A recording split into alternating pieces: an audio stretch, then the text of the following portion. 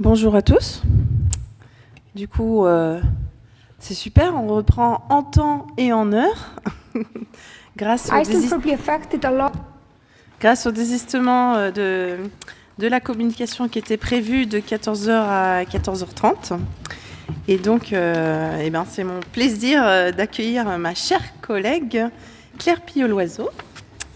Donc, Claire Pillot-Loiseau qui est professeure en phonétique à l'université Paris-Sorbonne ou Sorbonne Nouvelle, je sais jamais. Ton université, c'est Paris-Sorbonne ou Sorbonne Nouvelle ? Sorbonne Nouvelle, voilà, au laboratoire de phonétique de Paris. Et puis qui travaille sur la description phonétique de la voix, de la parole dans des contextes artistiques, pathologiques et d'apprentissage. Voilà, que dire de plus ? On se connaît depuis l'enfance en recherche. On était bébés ensemble dans la même cour de récréation. Voilà, et puis elle a vraiment voulu donner son corps à la science pour des mesures de pression sous-glottique mémorables, et grâce à ça, j'ai échappé. Ça ne sera pas l'objet de... Ça ne sera pas l'objet de la communication. Bah ouais, bah. Je vais en avoir pour une quarantaine de minutes. Voilà, et tu en as pour une quarantaine de minutes. Eh bien, la parole est à toi. Merci beaucoup, Nathalie. Bonjour, rebonjour à toutes et à tous. Et j'ai pas de micro. Voilà. Vous m'entendez bien là? On n'entend rien du tout de ce qu'on dit. Vous rapprochez, c'est ça? Je déteste les micros. Bon, voilà. Voilà, bonjour à toutes et à tous, rebonjour et grand merci au comité d'organisation, je vois Céline et Antoine devant moi, donc de m'avoir fait signe pour vous présenter cette communication qui reflète un certain nombre de recherches que nous menons au laboratoire de phonétique et phonologie, notamment pour mieux caractériser les voix et paroles, vous allez voir que les deux sont liés, dites atypiques, ça ne veut pas dire pathologiques, dites atypiques. Et donc, nous avons eu l'occasion de faire un travail en équipe au sein d'un projet européen qui s'appelait iTreasures et qui réunit en fait un certain nombre de personnes. Donc, c'est pas du tout un travail en solo que je vous présente là, donc un travail en équipe avec en particulier deux collègues de mon laboratoire, donc Martine Adadeker et Lise Krüger-Buschmann et Catherine Ergotte, qui est membre associée de notre laboratoire, mais qui est aussi enseignante à l'Université de Corse, et Livia Granara, qui est à l'époque des premières recherches que nous avons menées là, était étudiante en orthophonie, corsophone elle-même, et qui dont l'expertise linguistique nous a été aussi très précieuse dans ces recherches. Voilà, donc je vais commencer par introduire un peu, pour mieux relier ce que je vous propose aujourd'hui par rapport à la thématique de ce colloque, et puis je propose une triple facette d'analyse, puisque le focus, c'est aussi de montrer avec quelle facette on peut analyser un objet sonore, on va dire, en l'occurrence cette polyphonie corse. Donc l'analyse acoustique pour essayer de caractériser où sont les phénomènes particuliers dus à cette technique vocale. Une analyse qui est aussi une des cartes de visite de notre laboratoire, qui n'est pas le seul en France à effectuer ce genre d'analyse, mais des analyses de l'articulation, donc des mesures à caractère physiologique, pour savoir un petit peu comment ça peut fonctionner. Et puis des analyses perceptives, donc par lesquelles je terminerai mon propos. Donc, on va essayer de se situer dans une thématique pluridisciplinaire, même si je vais évidemment davantage vous présenter la facette phonétique au travers de l'analyse des voyelles et de certains aspects de qualité vocale de cette technique. Je ne vais pas trop m'étendre sur l'aspect musicologique parce que je ne suis pas musicologue. Encore une personne de plus, je ne suis pas musicologue, mais phonéticienne et orthophoniste de formation.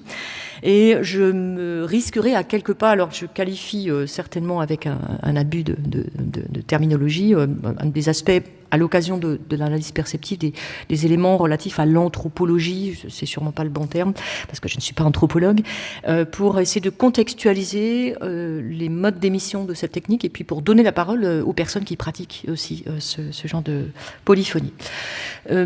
Plusieurs autres choses que je voudrais évoquer aussi pour introduire ces recherches, c'est que souvent on clive les voix, parlées ou chantées, et la parole qui résulte, comme vous le savez, d'une séquenciation dans le temps de différents phénomènes, ce qu'on appelle nous segmentaux, principalement les consonnes et les voyelles, mais évidemment la prosodie aussi. Mais en réalité, dans beaucoup de manifestations sonores, et en particulier des vocalisations, on va dire, humaines, eh bien, ce clivage n'a pas lieu d'être. Et là, je voudrais citer les paroles, entre autres paroles d'Elisabeth Lott, qui était une phonéticienne qui a exercé à Besançon, et qui, entre autres choses, a affirmé que toute parole, hormis la parole artificielle, ne peut se concevoir sans le support d'une voix. Il y a une sorte de réciprocité et de non-clivage que je vais essayer aussi de vous montrer au travers des quelques résultats que je vais vous présenter aujourd'hui. Autre chose, puisqu'on se focalise dans ces 2 jours sur le mode d'analyse d'objets sonores, il m'a paru intéressant de faire référence à ce que Kolb a mis en place dans les années 80, qui est le cycle d'apprentissage, que vous connaissez peut-être dans un autre domaine. Et c'est quelque chose que finalement, dans un contexte de formation, puisque y compris les chercheurs et chercheuses CNRS de mon laboratoire sont très impliqués dans la formation de nos étudiants en sciences du langage, mais aussi de nos étudiantes en orthophonie, on essaye finalement de leur donner l'idée de la première étape, c'est observer concrètement des données. On regarde des données et on essaye d'observer de façon pertinente ces données, qu'elles soient acoustiques ou physiologiques, articulatoires en particulier. Et donc on fait l'expérimentation concrète à partir de laquelle on peut commencer à amorcer ou à susciter l'amorce d'une réflexion pour prendre du recul par rapport à ces données, donc pour avoir une observation réflexive, pour aboutir à un raisonnement. Et en ce qui nous concerne, ça va être essayer d'établir un lien avec ce que l'on constate dans ces données et les concepts et théories qui ont été développés notamment en phonétique, mais pas que en phonétique.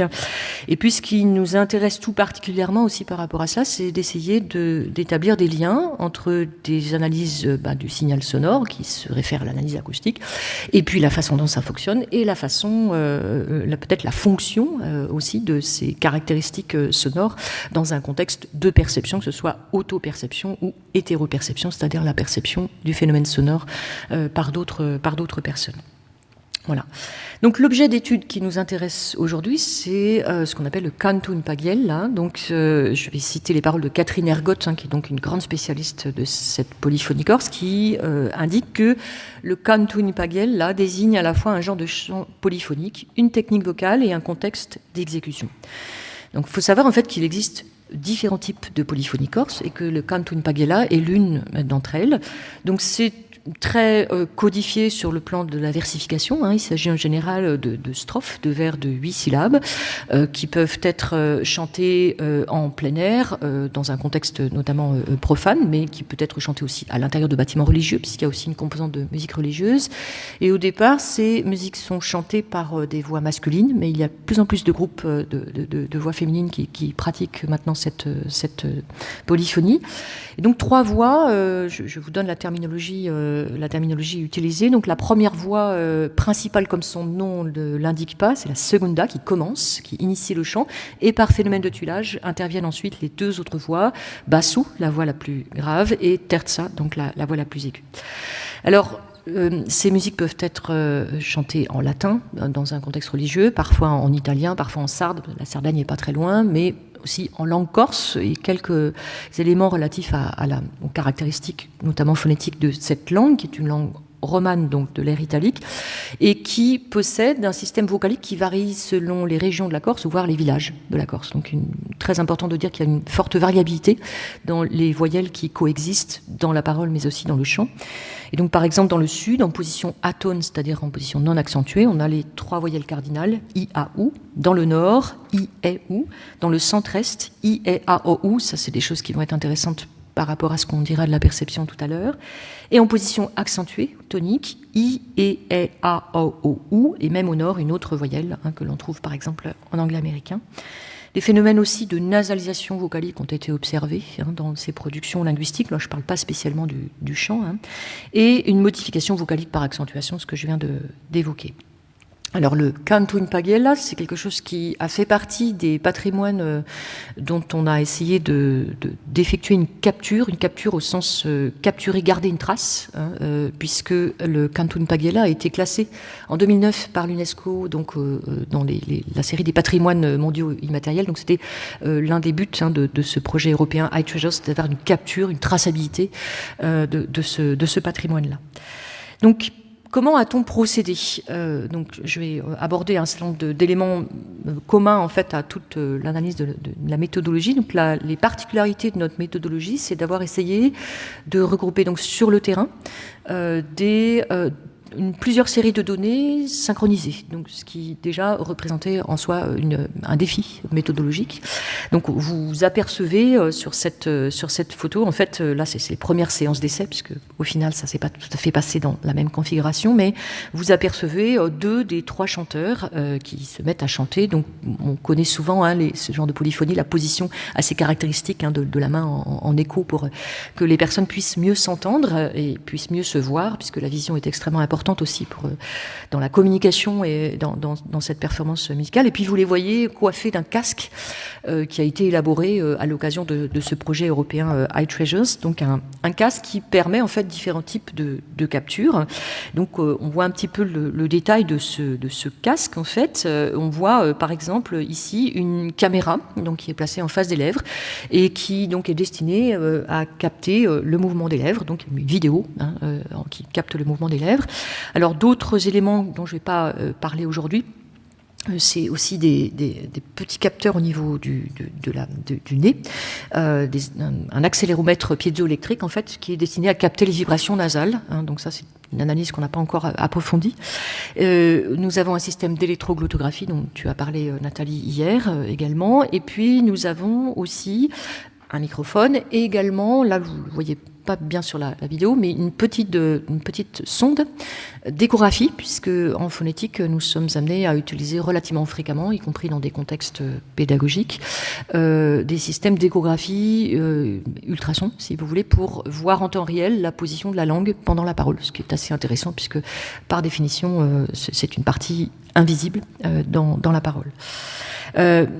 Après, le défi méthodologique qui apparaît, c'est que nous sommes en présence d'une technique qui est polyphonique. Et je pense que vous saviez mieux que moi qu'il y a beaucoup plus d'études qui portent sur la caractérisation de chants monodiques que de chants polyphoniques. Donc la question, c'est comment gérer finalement la capacité d'enregistrer sans avoir une trace d'un chanteur ou d'un autre, donc les 3 personnes séparément, tout en préservant la communication visuelle et auditive entre elles. Et comment assurer la synchronisation de ces données, ce qui est aussi un défi méthodologique assez important. Et donc a été mis en place en fait un système qui a été développé sur le terrain il y a déjà maintenant pas mal d'années. Donc une équipe des chercheurs de iTreasures est allée en Corse pour aller enregistrer ces personnes, et en fait on voit un petit peu le dispositif un peu schématisé, c'est-à-dire qu'il y avait les 3 personnes qui étaient dans 3 pièces séparées, étaient reliées par un ordinateur qui les permettait à ces personnes de se voir, et on disposait seulement de 2 casques. Vous pouvez imaginer que c'est relativement onéreux, ces équipements, avec tous ces équipements spécifiques. Donc 2 personnes sur les 3, en l'occurrence le secunda et le basso, les 2 voix les plus graves, possédaient ce fameux casque multicapteur qui a permis de prendre un certain nombre de données physiologiques pour l'articulation notamment. Et la synchronisation, en tout cas en vue de synchroniser ensuite ces données, était assurée de façon un peu artisanale, mais enfin ça marchait pas si mal, par le clap de la main au début donc de la prise de données. Donc voilà pour au départ comment ça s'est passé. Alors, qu'est-ce qui s'est passé au niveau de cette capture ? 2 groupes, ce sont des recherches qui ne donnent pas lieu à, on va dire, une puissance importante de données, c'est-à-dire qu'on n'a pas des grands corpus, on n'a pas des grands nombres de sujets. En revanche, on a beaucoup de catégories de données, et on a des corpus relativement riches pour chaque type de ces données. Donc, on a enregistré 2 groupes de 3 chanteurs qui sont tous issus du nord-est de la Corse. Et puis, donc, comme je vous l'ai dit tout à l'heure, pour ces données physiologiques articulatoires, on a analysé donc les productions du basso et du secunda. Et sur quoi on a fait ça ? Donc on a fait ça sur des voyelles isolées, parlées et chantées, donc I, OU et OA, les syllabes isolées, parlées et chantées, donc consonne-voyelle, CV consonne-voyelle, avec les consonnes que vous voyez là, pour des raisons un peu phonotactiques de la langue qu'elles ont été choisies. Mais nous, ce qu'on va surtout regarder aujourd'hui, c'est ce qui s'est passé au niveau des chants eux-mêmes. Donc, on leur a demandé de parler les paroles des chants et puis de les chanter, que ce soit des chants profanes ou sacrés. Et on a effectué d'abord une analyse acoustique de ces productions au niveau des voyelles. Donc, on s'est focalisé au niveau des voyelles. Il y aurait certainement des choses intéressantes à faire au niveau des consonnes. Donc, on a une visée plutôt localisée et segmentale, pour l'instant, dans les analyses qu'on a effectuées. Donc, on a analysé la fréquence fondamentale, donc ça court tout le long de l'énoncé, mais aussi les formants, les 4 premiers formants, donc F1 à F4, et on les a analysés à 3 moments à 20, 25, 50 et 75% de la voyelle, sachant qu'à l'avenir, on a des projets bien plus ambitieux et plus actualisés de mesurer vraiment la dynamique de l'évolution de la voyelle du début à sa fin, mais pour l'instant, voilà, on a capté ces données, on a analysé ces données à 3 endroits de chaque voyelle, et puis on a effectué un certain nombre de mesures acoustiques. Je ne vais pour l'instant pas détailler celle qui apparaît là, le Singing Bowl Ratio. Je vais y revenir par la suite. C'est une mesure qui donne une estimation de certains paramètres de qualité de voix, en particulier au niveau de la portée de la voix. Je vais y revenir un peu plus tard. Sur le plan articulatoire, pour les mêmes voyelles, on a, donc vous avez, je vais vous montrer une vidéo dans quelques minutes, mais vous avez une capture, vous voyez à peu près bien, c'est un peu lumineux peut-être. Vous avez une capture de ce qu'on voit au niveau de la caméra en noir et blanc des lèvres pour le segunda en haut et pour le bassou en bas. Et vous avez une capture, alors ça c'est l'ingénieur du projet qui l'a ajouté un contour de visage pour que vous ayez des repères. Donc vous avez l'avant ici, l'arrière ici, et on distingue en tracé blanc le contour sur le plan sagittal médian donc de la langue, en même temps que la personne se met à chanter. On n'a pas encore analysé, on espère avoir un post-doctorat pour faire ces analyses au niveau ultrasonore, mais on a commencé à analyser donc les données au niveau des lèvres.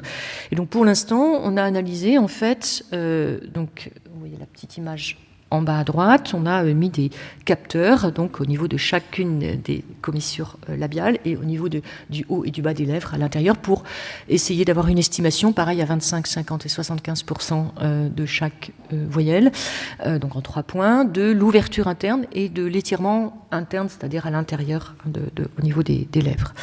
Et on a essayé d'en tirer quelques données quantitatives. Pour l'instant, on en est là. Donc voilà ce que ça donne au niveau, je vous passe un petit extrait, j'espère que c'est pas trop lumineux, je sais pas si on peut baisser la lumière, ce serait super, pour un petit extrait vidéo de ce qui se passe, merci, au niveau articulatoire, en espérant que le son fonctionne. Donc c'est le segunda qui commence, en haut, et le basso qui va enchaîner. Alors on entend le terza aussi, mais qui n'est pas capté au niveau articulatoire.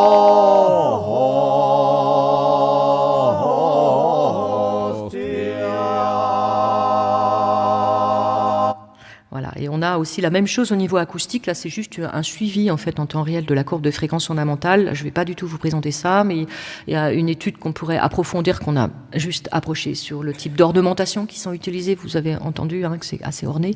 Et donc voilà, juste une illustration vraiment qualitative du même extrait. C'est un peu petit, j'espère que vous pouvez visualiser.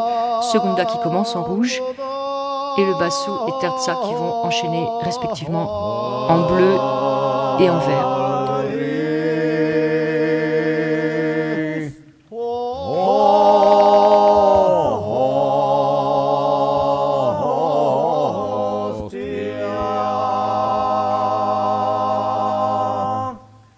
Voilà. Donc, ce qui nous a intéressé, c'est d'essayer d'estimer les modifications articulatoires en fait entre la parole et le chant. Merci beaucoup.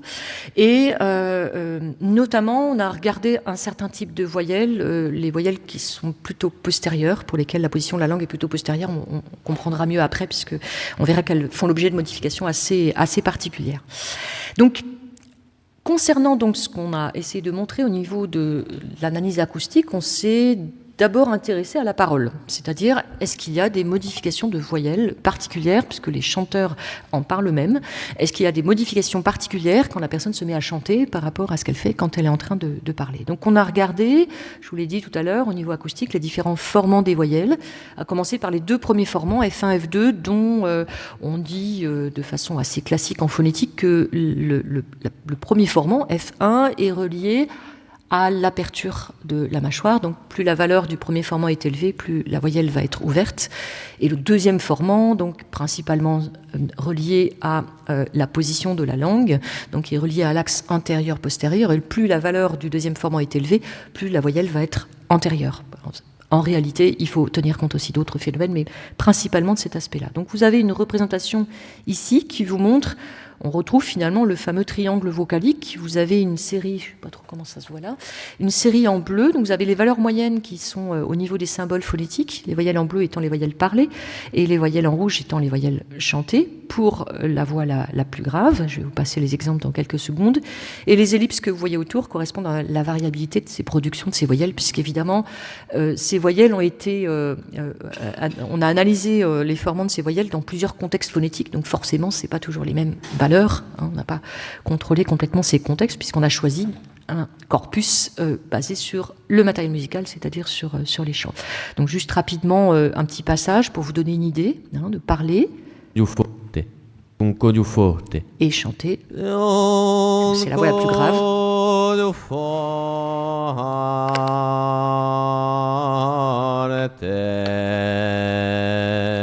Voilà. Alors, on regarde donc les voyelles parlées, on regarde les voyelles chantées qui sont en rouge, et les petites flèches qui sont indiquées vous guident un peu sur qu'est-ce qui change de la parole au chant. Alors, on voit qu'il y a plusieurs choses qui changent. La première chose qui n'est pas vraiment surprenante, surtout que la fréquence fondamentale augmente de la parole au chant et qu'elle est corrélée à la valeur du premier formant, c'est la petite mesure qui est là. Donc, on a une augmentation de la valeur du premier formant, mais on l'a vu après aussi dans les mesures articulatoires, ce qui est relativement attendu et classique, une augmentation de l'aperture, en tout cas de l'aperture mandibulaire, on peut le supposer. Et ce qui est intéressant, ce qu'on note là aussi, c'est qu'il y a une tendance à la centralisation, c'est-à-dire que si vous regardez les flèches, les voyelles antérieures sont moins antérieures quand la personne chante, donc ça se rapproche, et les voyelles postérieures sont moins postérieures. Donc on a une sorte d'uniformisation, le terme est trop important, mais en tout cas une sorte de centralisation, une tendance à la centralisation au niveau des valeurs du deuxième formant. Si on regarde la même chose au niveau du secunda, donc même genre de schéma, vous voyez des données un petit peu plus variables, et on note qu'il y a aussi une tendance à avoir une aperture plus importante, mais aussi une fréquence fondamentale plus élevée, je vais le faire entendre, et aussi une tendance à cette centralisation des voyelles, donc le petit passage parlé. Ah, zut. Pourquoi ça... Voilà, et chanter. Vous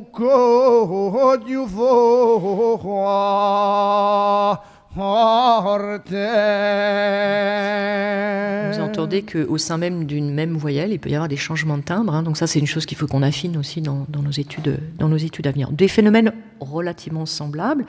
Et on s'est dit, il faut qu'on regarde quand même pour les autres matériels du corpus, les autres chants. Donc par exemple, pour le bassou, même type de représentation, on retrouve, donc ça c'est un autre chant où on retrouve une valeur plus élevée du premier formant et une tendance, je dirais plutôt à la postériorisation qu'à la centralisation aussi pour ces valeurs.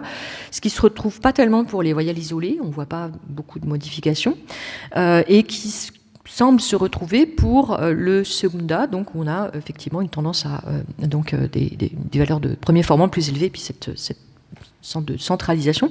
Une autre chose qu'on a faite, c'est qu'on avait deux groupes de personnes, mais les personnes avaient leur répertoire et donc on n'a pas forcément eu le choix des chants que les personnes voulaient nous interpréter.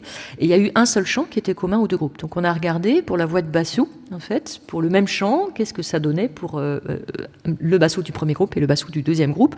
Donc on voit que, donc c'est un petit peu différent comme paramètre, les voyelles qui sont en noir, c'est les voyelles qui sont produites par le bassou dans le premier groupe, et les voyelles en rouge par le bassou du deuxième groupe. Donc on voit que c'est pas tout à fait la même configuration des voyelles, mais que c'est relativement semblable. Donc ça, c'est pour les axes F1, F2, et ce qui nous a paru intéressant, ce qu'on fait d'ailleurs un petit peu moins fréquemment en phonétique, et je pense qu'on a tort, surtout pour des techniques chantées, c'est non plus le plan F1, F2 qui correspond à ce qu'on connaît tous, le fameux triangle, le triangle vocalique, qu'on retrouve. Et là, on change de plan, on fait F2, F3. Donc F2 deuxième formant, qui donc est relié à la position de la langue, un petit peu avec F3 aussi, ça dépend un peu des voyelles. Et le troisième formant, les valeurs du troisième formant sont plutôt liées à ce qui se passe au niveau des lèvres. Ça nous a intéressé puisqu'après on a analysé les mouvements qui se passent au niveau des lèvres. Donc plus la valeur du troisième formant est élevée, plus on a un étirement des lèvres, plus on est plutôt en présence d'une voyelle étirée, et le contraire donc pour une voyelle arrondie. Et là on a trouvé des choses assez singulières qui ne se retrouvent pas dans d'autres techniques comme celle du chant classique, où on donne souvent des conseils à l'élève en disant il ne faut pas trop chanter les voyelles comme ça, etc. Donc là on a trouvé des choses assez singulières en fait, dans le sens que les voyelles qui normalement sont arrondies, ou O, c'est des voyelles qui sont arrondies au niveau des lèvres, eh bien on a trouvé que pour ces voyelles, contrairement significativement aux voyelles I et E ici, eh bien on a trouvé une valeur de troisième formant beaucoup plus élevée dans le chant que dans la parole, qui d'ailleurs se concentre dans la branche 2800-3000 Hz à peu près. Et on a trouvé ça voilà, pour l'ensemble des chants, surtout pour la voix de bassou, donc une augmentation des valeurs de F3 et particulièrement enfin pour ces fameuses voyelles postérieures. Pour les voyelles postérieures, et j'aurais dû ajouter pour les voyelles postérieures qui sont arrondies en même temps. Si on garde maintenant la même chose pour le secunda, on n'a pas vraiment une augmentation si systématique de F3. On a quand même des choses qui changent un petit peu pour quelques voyelles, pour le A notamment, mais on ne peut pas dire qu'il y ait quelque chose qui soit très différent pour le I, le OU, le O.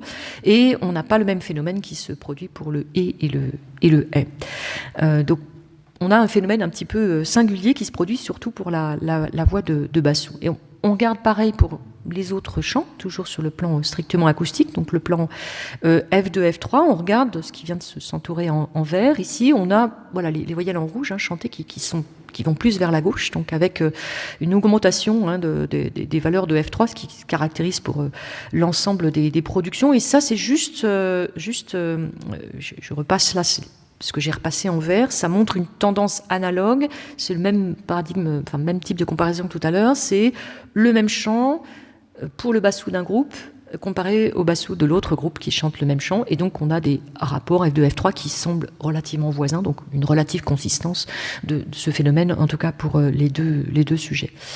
Donc voilà un petit peu ce qu'on a, et ce qui nous paraît intéressant en fait, et c'est particulièrement intéressant pour certaines voyelles, notamment les voyelles postérieures.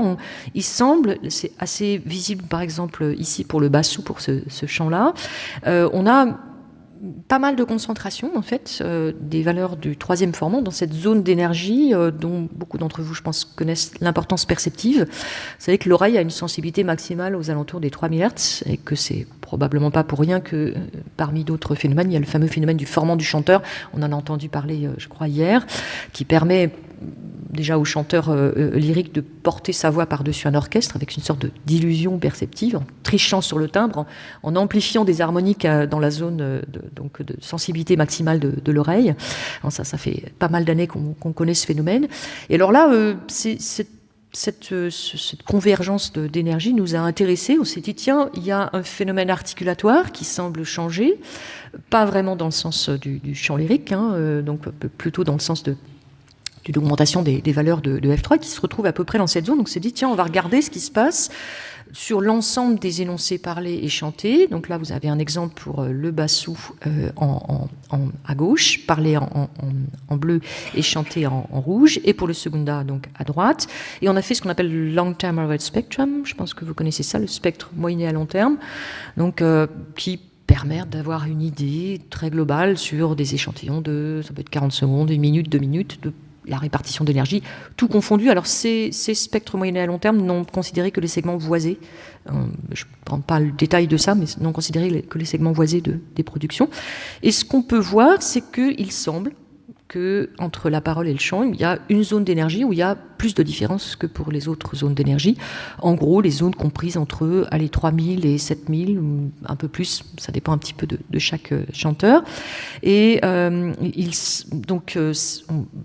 il est possible, et on va voir par rapport à ce que disent les chanteurs qui pratiquent cette technique vocale, il semble que cette augmentation, cette concentration du troisième formant dans cette zone d'énergie puisse permettre aux chanteurs d'augmenter, j'anticipe un peu sur la suite, d'augmenter la clarté de leur voix. En tout cas, il y a un phénomène qui se passe ici au niveau du timbre qu'on a essayé ensuite de quantifier. Donc ça, c'est intéressant parce qu'on est parti d'analyse articulatoire et on s'est dit, tiens, est-ce qu'il n'y a pas des interactions, du coup, avec une volonté de marquer une identité vocale particulière par une qualité de voix spécifique, mais par un truchement, finalement, qui est aussi articulatoire.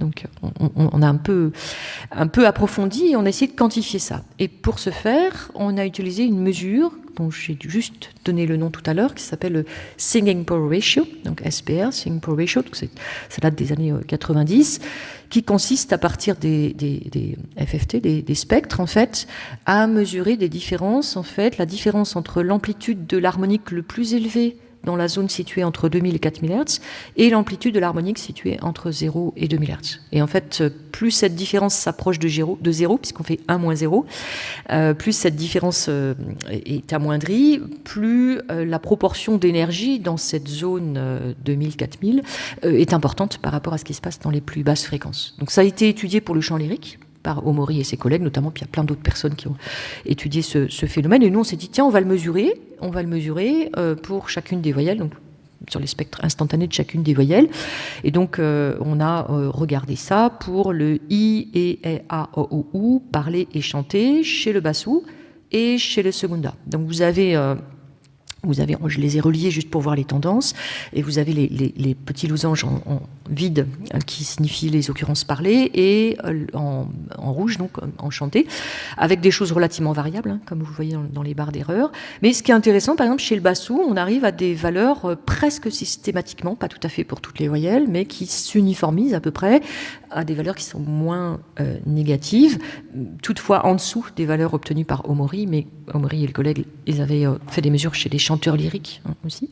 Et chez les segunda, on a une disparité un peu des valeurs, mais quand même, elles augmentent toutes entre la parole et le chant. Donc ça nous a dit que un changement de qualité vocale probablement est associé à ces changements articulatoires, et probablement, pour l'instant à cette étape de l'analyse, à l'étape d'hypothèse, probablement dans le but d'obtenir, il ne faut pas oublier qu'il y a beaucoup de chants qui sont pratiqués en plein air, dans le but d'obtenir plus de clarté de la voix. Donc voilà quelques éléments au niveau de la qualité de voix. Alors je ne vais pas du tout parler de ce qui se passe au niveau de la phonation, comme ce que tu en as parlé hier au niveau laryngé, mais il y aurait des choses intéressantes à faire. Il faudrait qu'on regarde les mesures électroglottographiques et tout ça. Donc pareil, c'est encore des analyses qui sont à poursuivre là-dessus. Je vais passer au niveau articulatoire, parce qu'on a fait des spéculations à partir de données acoustiques, des formants qui sont intéressantes, mais qui ne sont certainement pas suffisantes en soi, et donc on a essayé de systématiser quelques éléments d'analyse articulatoire. Au niveau de la position de la langue, on n'a pas fait grand-chose, rien de quantitatif, on essaie de regarder. On est vraiment au stade de l'observation des données. Donc, qu'est-ce qu'on voit dans chacun de ces trois schémas ? On a une forme en éventail, comme ça. C'est souvent la façon qui nous permet d'analyser les images d'ultrasons que vous avez vues tout à l'heure. Et donc, qu'est-ce qu'on a là-dedans ? On a des petits pointillés qui représentent en fait le palais dur. Donc, le gros problème avec l'ultrason, c'est qu'on manque de référence. Donc, il y a des petites astuces. Et donc, notamment, on demande au sujet d'avaler pendant l'enregistrement, et ça permet d'avoir une idée de la position du palais dur, dont la morphologie varie d'un sujet à l'autre. Donc, on a le palais dur là. Ce qu'on a là, c'est ce qu'on appelle l'ombre hyoïdienne. Donc, l'os hyoïde, qui est un os situé très à la surface comme ça. Au niveau de l'image ultrason, il fait une ombre, en fait. Je ne vais pas montrer le détail de l'image. Donc, ça permet d'avoir un repère par rapport à l'image. Et d'ailleurs, ça permet d'avoir un repère au niveau du placement de la sonde aussi. Donc, pas très facile à établir. Et puis, on a des traits, et vous voyez que c'est des mesures très partielles. On n'arrive pas toujours à avoir une longueur très importante de la langue. Et donc, en bleu, c'est ce qui se passe en voix parlée, et en voix chantée, donc en rouge. Et on a essayé d'avoir une mesure pareille à 25, 50, 75%. Je ne vais pas en parler trop en détail ici. Pour le bassou, donc il y a un O, il y a un A, il y a un E pour le bassou. Simplement sur le plan qualitatif, qu'est-ce qu'on voit ? On voit que la langue est plus basse. Donc c'est situé dans le même espace de bouche, même personne, donc la position est plus basse et un petit peu plus postérieure, donc la gauche du schéma c'est l'arrière. Pour le secunda, on a aussi une position plus basse, donc ça on peut se dire, bah oui, forcément ils ouvrent plus la mandibule, donc on peut s'attendre à une position plus basse de la langue. C'est moins systématique que la voyelle soit postérieure, et en tout cas pour ces quelques captures qui sont évidemment très limitées, on a tout à faire pour la suite. Donc on a trouvé effectivement cet abaissement de la langue en chant par rapport à la parole, corrélé, qu'on peut estimer avoir comme ayant un lien avec l'aperture, et puis donc pour le basso, une langue plus postérieure en chant. On se rappelle qu'il y avait effectivement une sorte de postériorisation, en particulier des voyelles antérieures, donc pour le basso. Mais on n'a pas été plus loin pour l'instant, il y a beaucoup de travail. Une analyse pour laquelle on va d'ailleurs aussi pouvoir aller plus loin, c'est l'analyse au niveau des lèvres, plus facile aussi sur le plan méthodologique. Donc vous vous souvenez, on avait trouvé quelque chose qui est singulier et à notre connaissance propre à cette technique, en tout cas dans le domaine de ces musiques traditionnelles, dans le sens d'une élévation du troisième formant, donc lié à la position des lèvres, pour des voyelles qui normalement sont arrondies, donc elles sont moins arrondies. Et on a commencé par des mesures très ponctuelles. On a effectivement trouvé que, par exemple, l'étirement labial interne était plus important, comme on le voit en rouge, là, pour les voyelles chantées versus parlées. Bon, ça, c'est juste sur une mesure. On a essayé de systématiser ça sur l'ensemble des voyelles. Donc, par exemple, là, vous avez un exemple pour un chant, toujours le même, pour le basso, donc il y a presque 50 voyelles parlées, 50 voyelles chantées qui ont été analysées. On a utilisé MATLAB pour faire des annotations comme ça. Et puis, on a mesuré donc l'étirement labial interne et on a regardé ça pour l'ensemble des voyelles, donc parlées à gauche de chaque schéma et chantées en gras à droite. Donc pour OA, pour OU, pour I, pour IE, pour A. Et on a constaté qu'il y avait, par rapport à ces mesures, donc c'est les mesures qu'on fait en pixels, tout simplement, qu'on va exporter comme ça, qu'il y avait une augmentation qui était significative donc de cet étirement labial interne, donc un début de quantification par rapport à ça. Pour le secunda, si vous vous souvenez, on n'avait pas un phénomène aussi tangible au niveau des valeurs de F3, et on regarde que c'est plutôt la tendance inverse, mais avec des données assez variables. Donc on a plutôt un étirement labial qui se réduit de la parole au chant pour chaque catégorie vocalique considérée, avec des données parfois qui sont assez variables, donc avec plus de variabilité. Donc probablement une stratégie qui n'est peut-être pas nécessaire pour le secunda par rapport à cet élément-là, une voix qui est déjà plus aiguë, donc qui peut-être porte plus naturellement. Donc voilà. Autre chose qu'on a mesuré, je n'ai pas beaucoup donné de détails tout à l'heure là-dessus, on a essayé de mesurer la distance qu'il y avait entre la partie supérieure et la partie inférieure de l'intérieur des lèvres, donc au niveau sur le plan vertical. Alors, c'est pas l'aperture au sens phonétique, c'est-à-dire que c'est pas l'aperture mandibulaire, c'est l'ouverture au niveau labial. On a regardé, et pour le basso, toujours sur le même chant, donc une ouverture labiale, j'insiste bien, donc interne, moins importante donc en chant qu'en parole, quelle que soit la voyelle.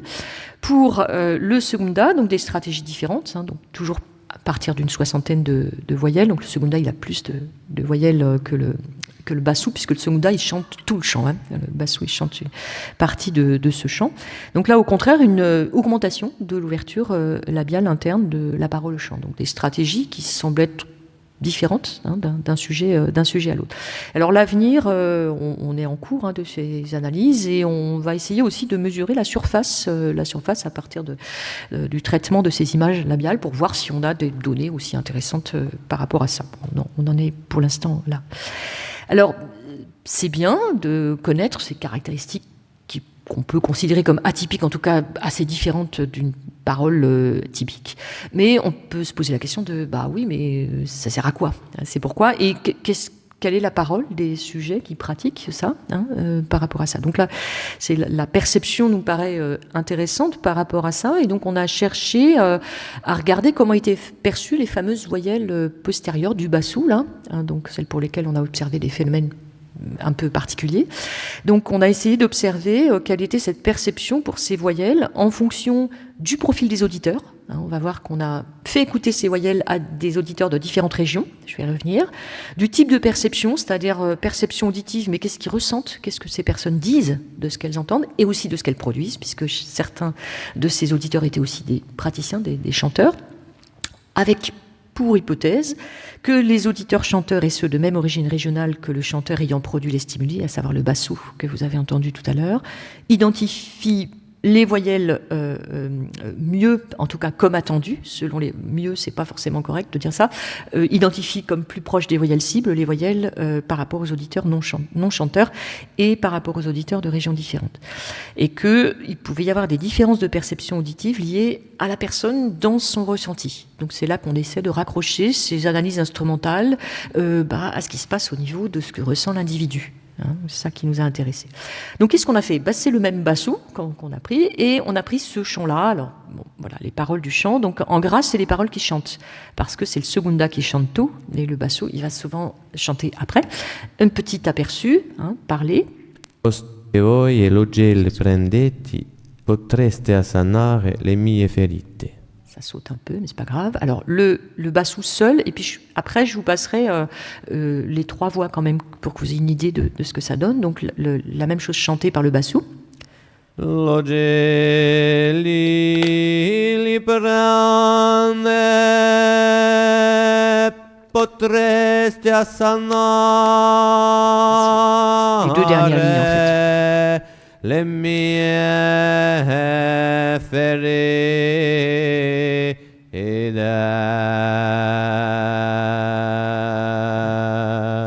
les 3 voix ensemble, vous ayez quand même une idée du contexte. Segunda. Et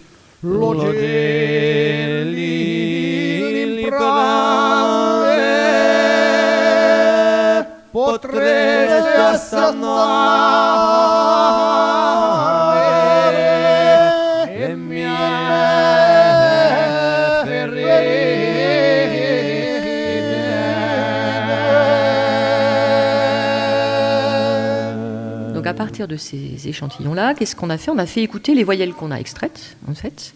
On va avoir un petit exemple de ces voyelles tout à l'heure, à 28 personnes, dont 11 personnes qui pratiquent cette technique vocale. Donc, il y avait différentes cohortes d'auditeurs, donc 6 personnes qui étaient du nord-est, d'origine du nord-est de la Corse, donc la même région que celle du chanteur qui a produit les stimuli, 7 personnes du centre-ouest de la Corse, 5 personnes du sud-ouest, 5 personnes qui sont des francophones non corsophones et 5 italophones.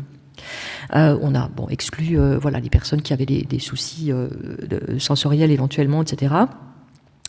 Et on a donc procédé à la notation. Alors une annotation phonème par phonème, particulièrement difficile. Vous entendez qu'il y a des phénomènes de diphtongaison, etc. Donc là, on n'aurait pas eu notre corsophone, on aurait eu des soucis. Donc là, ça nécessitait du temps pour annoter ça.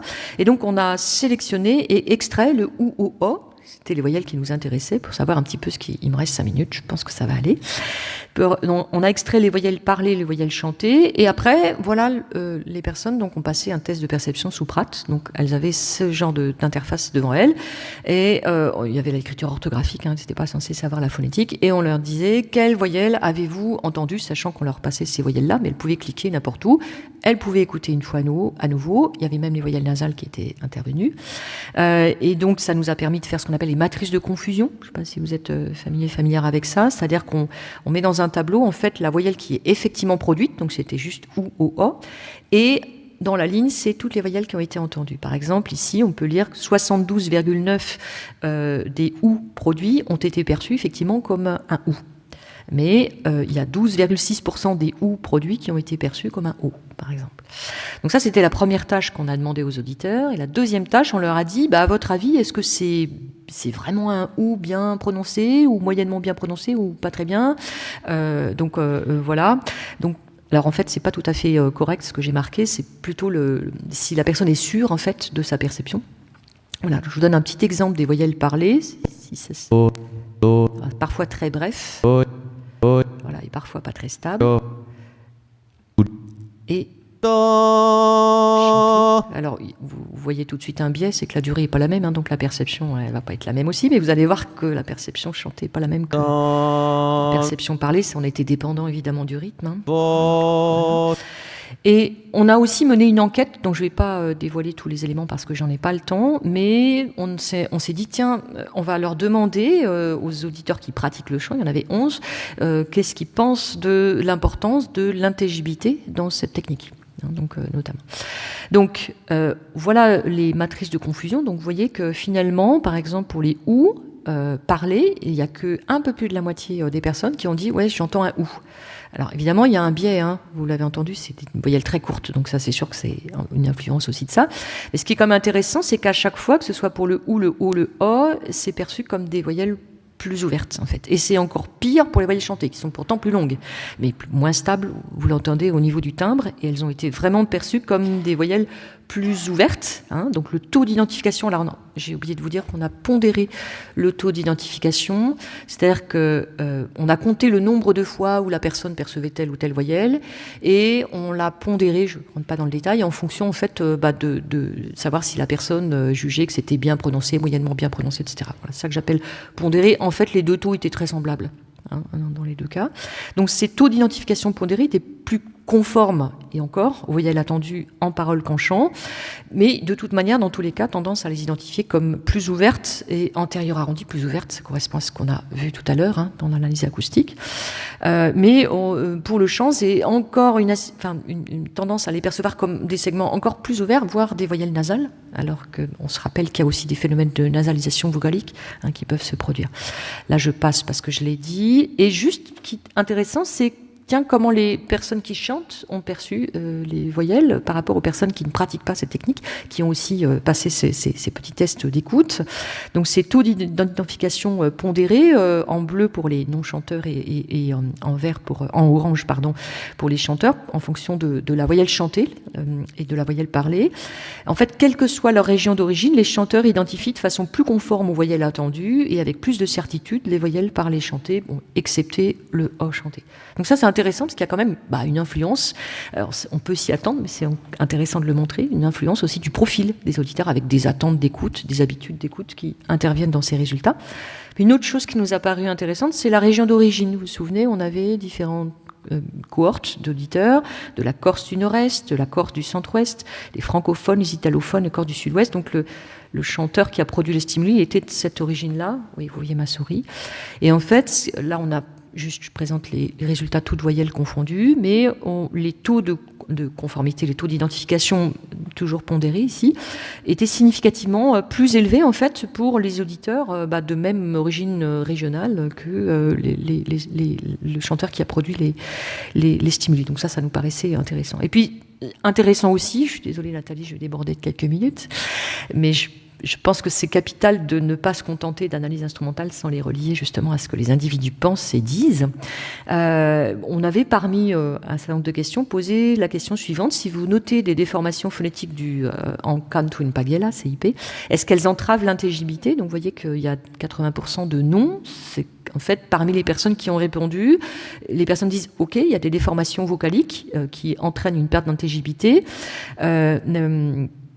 Mais en fait, ils ont répondu spontanément, parce qu'on leur demandait de mettre des commentaires libres. Ils ont dit « Les voyelles ainsi transformées facilitent la production ». Ça nous a interpellés. Et on leur a demandé aussi d'autodécrire qualitativement, donc faire une verbalisation libre, enfin par écrit, la voix chantée de cette technique. Pour vous, c'est quoi les critères qui définissent vraiment cette voix chantée? Donc sans a priori, c'est une question posée avant. Qu'est-ce qui vient en premier? La voix puissante, la voix forte, la voix timbrée. C'est-à-dire que on n'oublie pas qu'il y a beaucoup de contextes où cette technique est produite en plein air et que il faut que les productions soient fortement projetées. Donc c'est quelque chose qui est vraiment important. Donc, ces quelques données sur la perception de ces voyelles, notamment par des personnes qui pratiquent la technique, montrent que, comme ce qu'on avait quand même obtenu notamment dans l'analyse acoustique, les voyelles postérieures chantées sont perçues comme plus ouvertes et moins postérieures et arrondies que les voyelles cibles. Les auditeurs chanteurs et les auditeurs de même origine régionale que le chanteur ayant produit les stimuli identifient de façon plus conforme à la voyelle cible les voyelles par rapport aux autres auditeurs. Le ressenti confirme la moindre importance du facteur intelligibilité par rapport à l'audibilité, le fait de se faire entendre.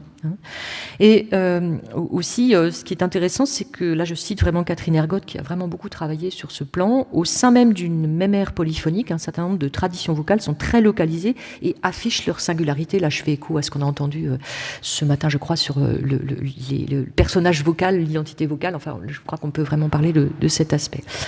Je vais, si Nathalie, j'ai quelques minutes encore, je voudrais essayer de vous proposer de prendre un peu d'altitude par rapport à l'ensemble de ces données acoustiques, articulatoires, perceptives, que moi j'aime à relier en fait avec une théorie qu'on privilégie beaucoup en phonétique, en fait dans la parole, et je pense que dans le chant on peut dire pareil, il n'y a pas d'invariant. Il n'y a pas d'invariant physique. Il y a de la variabilité. Et pourquoi il y a de la variabilité? Parce que c'est une variabilité qui s'inscrit dans la chaîne de la communication du vivant. On est des êtres qui s'adaptent. Et donc, qu'est-ce qui se passe? Et là, j'aime beaucoup, moi, cette proposition de schématiser. En fait, le contexte de parole, et je pense que pour le chant, c'est pareil, c'est comme, comment on appelle ça, la lutte à la corde? Non, je ne sais plus comment ça s'appelle. Tir à la corde, merci. Et en fait, il y a une sorte d'équilibre entre le locuteur et l'auditeur, c'est-à-dire dans la parole même, hein, même là on est dans un contexte de communication, c'est-à-dire que je vais essayer d'avoir un peu de clear speech, hein, pour que vous, en tant qu'auditeur qui êtes en train de digérer, fassiez le moins d'efforts possible pour m'entendre et essayez de ne pas vous endormir. Et en même temps, vous devez faire un minimum d'efforts, mais moi aussi, je ne dois pas faire trop d'efforts, hein, parce que si je continue à parler en faisant beaucoup d'efforts, ça ne va pas marcher. Et alors, on peut supposer que finalement, dans le cas particulier de Canto Paglia, il y a une négociation constante entre un geste articulatoire qui est particulier, donc on peut considérer comme assez atypique, aperture, étirement des voyelles postérieures, et une exigence de clarté perceptible, être audible, de ce chant qui est très souvent produit en plein air, et parfois ça se fait au détriment de l'intelligibilité. Puis moi j'aime assez à citer aussi la théorie de notre collègue Rudolf Sock, qui je trouve ne la diffuse pas assez, je ne sais pas ce que tu en penses Nathalie, mais je pense qu'elle s'applique à merveille à l'ensemble des techniques chantées qu'on a entendues pendant ces 2 jours, que finalement, le système de production-perception de la parole, il n'est pas rigide, et je pense que pour le chant, c'est encore moins le cas, hein, et qui peut être, alors perturbé, je mets le mot entre guillemets, qui peut être, il y a aussi cette adaptation, qu'il y a des facteurs externes, par exemple la présence d'autres voix, les productions en plein air, avec les voyelles qui doivent être fortement projetées, donc des facteurs externes, puis des facteurs aussi internes, environnement interne, là où on vient, le fait qu'on pratique le chant ou pas, etc. Et juste pour terminer, je citerai qu'on ne chante pas, c'est vraiment Catherine Ergotte qui a aussi travaillé beaucoup à relever les témoignages de ces chanteurs, qui disent on ne chante pas pour soi, mais pour les autres, et plus généralement avec une intention déclarée d'être entendu et d'agir pour autrui. J'imagine bien qu'il y a d'autres techniques de chant qui sont concernées par ça. Voilà, donc j'ai essayé de vous montrer avant tout sur un plan phonétique, j'espère un peu vous avoir montré la complémentarité de ces analyses au niveau de la production, hein, de ce chant acoustique articulatoire, quelques éléments au niveau de la perception qui nous ont permis de discuter un petit peu rapidement de manière d'intelligibilité, de variabilité adaptative et de perturbation, et quelques éléments aussi qui, moi, me semblent indispensables à l'étude de la parole et du chant incarné liés au ressenti, hein, des individus, à l'identité vocale de ces individus. On sait qu'en Corse, elle est très importante, il n'y a pas qu'en Corse qu'elle est importante, mais elle est particulièrement importante en Corse, et les productions de ce chant en plein air. On aurait pu parler d'autres phénomènes liés à la polyphonie et à la tessiture des voix, mais faute de temps, ça n'a pas été possible. Voilà, je vous remercie. Je crois que j'ai bien débordé mon temps.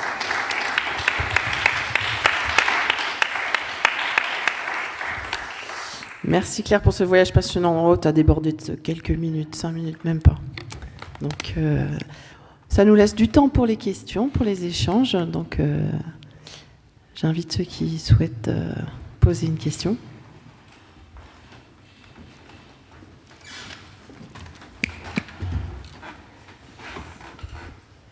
Merci Claire pour cet exposé. J'apprécie beaucoup la question que tu poses à la fin sur l'origine justement des variabilités de voyelles, notamment qu'on entend très clairement dans certains des extraits que tu as passés, où le chanteur change radicalement la voyelle pendant la note. Et ça me questionne en fait, je me pose la question, quelle est l'origine de cette chose-là du point de vue, c'est ce que tu poses comme question aussi d'ailleurs, hein, c'est-à-dire quelle est l'intention sous-jacente, où il y a des réponses de type on veut que ce soit plus fort, on veut que ce soit... je me pose la question si ça ne fait pas référence à ton transparent 19 où tu dis je ne vais pas m'intéresser à la production, mais en même temps j'ai l'impression qu'il y a des éléments de réponse dans ce transparent au niveau justement des toutes premières fréquences. Voilà, en bas, la différence entre parler et chanter, elle est très très claire et Moi, ça m'évoque le format glottique, ça m'évoque mettre plus d'énergie sur la deuxième harmonique. Enfin, il y a des pistes comme ça qui pourraient être mises en relation avec les mesures que tu as faites, notamment de quotient OVH, des choses comme ça. Et voilà, donc... Ouais, merci Boris pour cette suggestion. Enfin, c'est vrai qu'on aurait tout intérêt. On dispose aussi des enregistrements électroglottographiques, donc ce serait tout à fait pertinent de faire, d'ajouter des mesures. Je ne sais plus si Nathalie t'en a parlé, des mesures dont la littérature a montré qu'il existait des corrélations avec le quotient d'ouverture, mais des mesures du quotient d'ouverture et des mesures de différence d'amplitude entre les deux premiers harmoniques. Ce serait tout à fait pertinent, effectivement, d'ajouter ce type de mesures. Là, on est dans le cas de spectre moyen et long terme, sur des énoncés avec des variations de fréquence fondamentale, donc je ne suis pas sûre qu'on puisse l'interpréter là-dessus, mais merci de souligner en fait cette perspective d'analyse qui nous permettrait d'aller plus loin sur la qualité de voix, parce que hormis cette histoire de clarté, on n'a pas investigué le reste, mais il y aurait fort à faire pour compléter ça, en termes de clarté notamment. Alors moi j'aimerais juste rebondir sur cette question pour rappeler peut-être quelque chose qui transparaît pas forcément complètement, mais que en fait qui est intrinsèque à ce type de chant, c'est qu'ils chantent pas tout seuls. En fait, ils chantent en trio. C'est une polyphonie. Et je me demande si certains ajustements de voyelles, en tout cas moi c'est ce qu'on observe dans le chant sarde que j'ai étudié, certains ajustements de voyelles ne sont pas là pour permettre un ajustement du timbre global du chœur polyphonique. Ouais, merci Nathalie de souligner ça, parce que c'est vrai que finalement la prise en compte de la polyphonie, on ne l'a pas du tout considérée dans cette étude-là, et ce serait tout à fait intéressant de voir, moi je le traduis finalement là aussi au travers d'autres courants théoriques de la phonétique, s'il n'y a pas une convergence, je ne sais pas si vous connaissez ce phénomène de convergence phonétique qui est très très important, notamment dans un contexte d'apprentissage chez l'enfant, mais aussi quand deux personnes sont en contact régulièrement, la parole de l'une et l'autre peuvent commencer à se ressembler de plus en plus, et là il y aurait fort à faire aussi pour étudier, pour savoir si effectivement il n'y a pas une sorte de convergence dans la qualité de voix pour avoir une homogénéité de timbre. Je ne sais pas si je traduis bien ta question. Et pas que, parce que en fait, ils chantent pas la même mélodie. Et le fait d'ajuster légèrement la voyelle va peut-être permettre de déplacer l'énergie pour qu'on ait une meilleure fusion de certains harmoniques de rang supérieur. Par exemple. Ouais, c'est possible. Après, ils ne revendiquent pas une fusion. Enfin, surtout dans le nord-est de la Corse, en fait, ils sont vent debout contre les personnes qui médiatisent ce genre de chant avec des voix toutes propres, toutes belles. Ils sont plutôt contre. Donc, ce serait intéressant de développer par des entretiens avec ces personnes, de savoir si vraiment ils ont envie d'une telle fusion. C'est pas quelque chose qui, en tout cas, au dire des personnes, sont apparus. Mais ça n'empêche pas que ça pourrait être étudié. Mais ils s'écoutent bien. Ouais. Ils s'écoutent bien tous les trois. Enfin, c'est important pour eux d'être. Ils se regardent au niveau des lèvres, notamment. Donc c'est bien que à la base de ce chant, il y a vraiment l'écoute des autres chanteurs comme fondamentale. Ça aurait été intéressant finalement dans votre protocole de les enregistrer seuls, puis à trois. Oui. Tout à fait. Est-ce qu'il y a dans la concordance aussi, je me suis posé la question, un ajustement, une synchronisation du vibrato? Je ne sais pas si c'est... On ne l'a pas du tout étudié, mais ce serait là encore une belle perspective, effectivement. Ouais, merci. En fait, je ne veux pas, comme on dit au Québec, je ne veux pas casser votre fun. Ça veut dire que je ne veux pas... mais c'est en hétérophonie. Donc, c'est-à-dire que si ça avait été en homophonie, c'est-à-dire si je chantais en même temps... Là, oui, il y aurait lieu de regarder la fusion. Mais comme c'est séparé et qu'ils ne sont pas synchronisés, c'est moins intéressant. Des fois, il y a quelques endroits où ils chantent ensemble, mais souvent, c'est comme un peu séparé. Donc, c'est plus une espèce de contrepoint qu'une homophonie. Donc, voilà. Après, ça dépend des moments, mais il y a des passages. Bon, ça, on ne l'a vraiment pas étudié en détail. Il y aurait fort à faire avec ça. Là, on les voit, quelques syllabes, effectivement, où ils arrivent ensemble. Oui. Ouais. Là, vous. Et même là, on dirait qu'ils cherchent une. On dirait qu'ils. En tout cas, je ne sais pas, je ne suis pas du tout. En tout cas, je ne connais pas cette pratique, mais on dirait qu'ils cherchent chaque voix cherche à se distinguer de l'autre tout en étant ensemble. Donc, c'est comme un regroupement d'individualité, une espèce donc, ça, je trouvais ça bien intéressant. Mais il y a un truc quand même, une question que je vais vous poser, mais j'ai remarqué que la terzée, donc la voix la plus élevée, était vraiment plus basse que les autres. Elle est vraiment pas juste. Est-ce que c'est une question de le contexte d'enregistrement ou c'est une question qu'ils ont, on appelle ça là, des systèmes d'accords? Est-ce que la tierce ou la sixte, je ne sais plus laquelle il chantait, est vraiment basse? Donc, est-ce que c'est ça, ou bien c'est le chanteur qui était fatigué ou un peu moins bon? Alors, très honnêtement, je pense que c'est lié au contexte d'enregistrement. Je pense que c'est un biais, c'est d'ailleurs l'une des questions.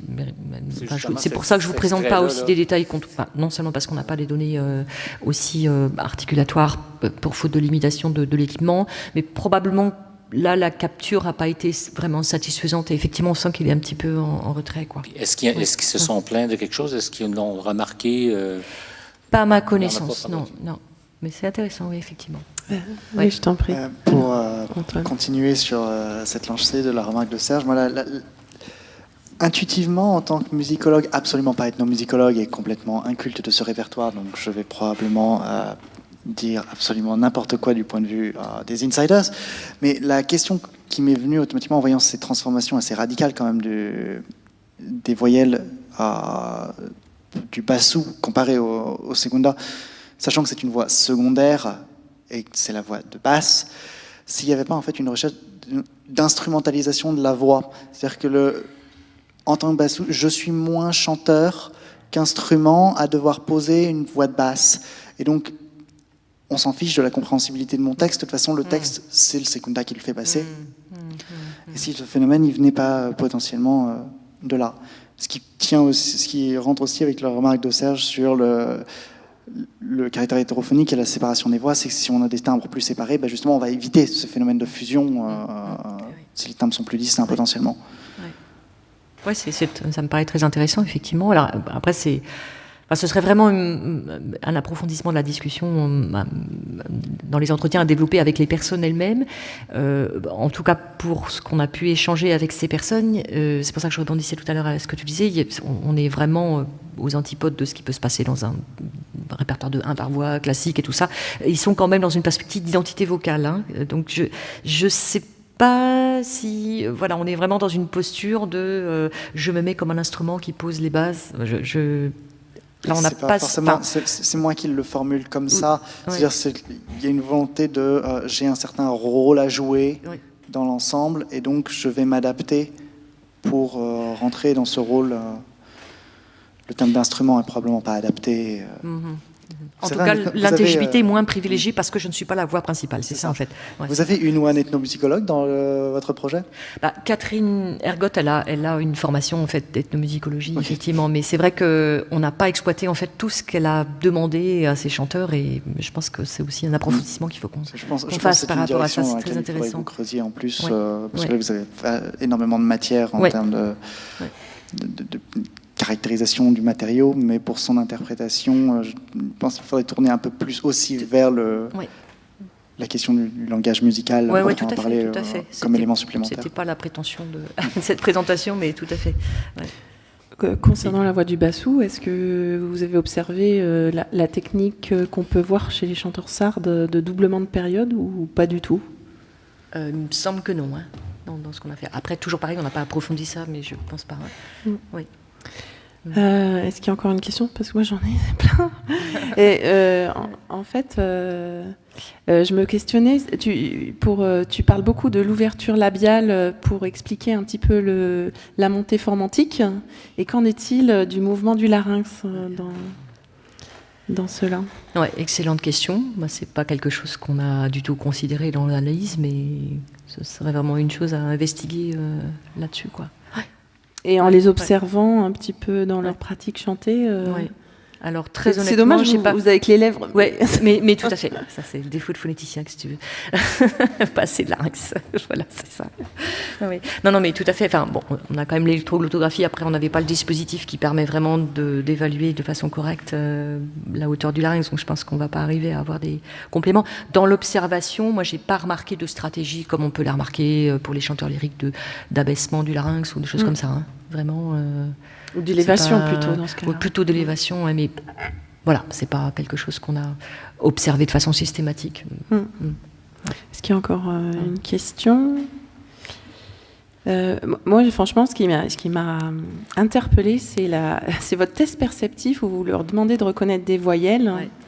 on voit bien dans vos résultats que les voyelles chantées et les voyelles parlées, on sort un petit peu du concept de voyelles dans le chant au sens parlé du terme. On a des formants qui se baladent en fait. Et finalement, le test perceptif, c'est essayer de demander à l'auditeur de reproduire sa perception de la notion de voyelle parlée sur des exemples chantés. Ouais.